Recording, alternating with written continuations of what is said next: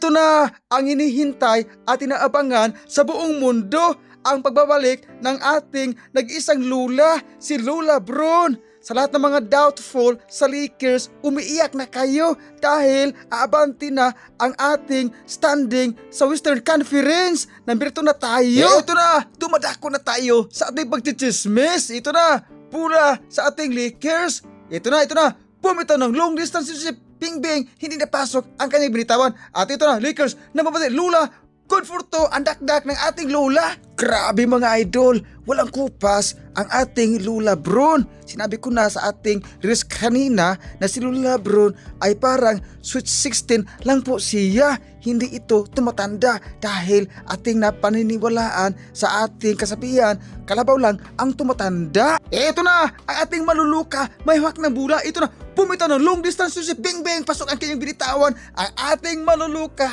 pumitaw ng long distance relationship. Para ito sa mga nasasaktan. Aray ko, ang sakit ng mga pamalo mo. Mga idol, dumadako na tayo sa second quarter dahil parang may bagyo.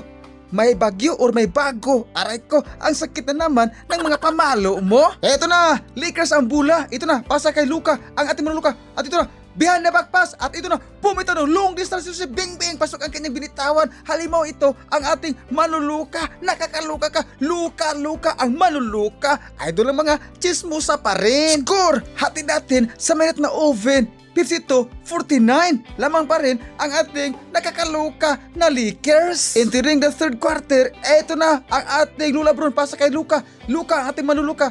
Lumalis ka tisere, ito na, pumitaw ng fadeaway, good for to ang kanyang binitawan. Halimaw ito ang ating maluluka, nakakaluka ka. Naging factor sa kanilang panalo ang ating maluluka. Eto na, Jess ang bula, guarded by Lula. Ito na, Lula, ito na.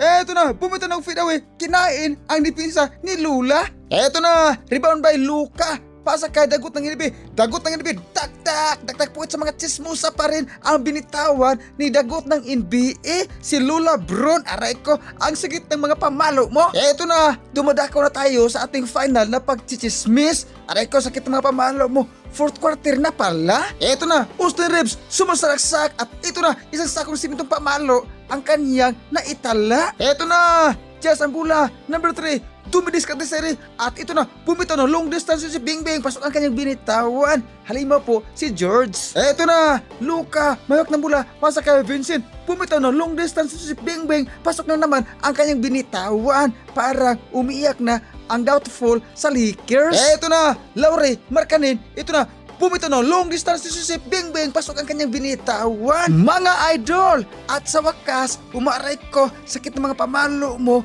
ang Jazz dahil natalo sila sa ating Lakers. Hindi iiyak ang ating Lakers, mayroon namang umiiyak ang lahat ng mga doubtful sa ating Lakers.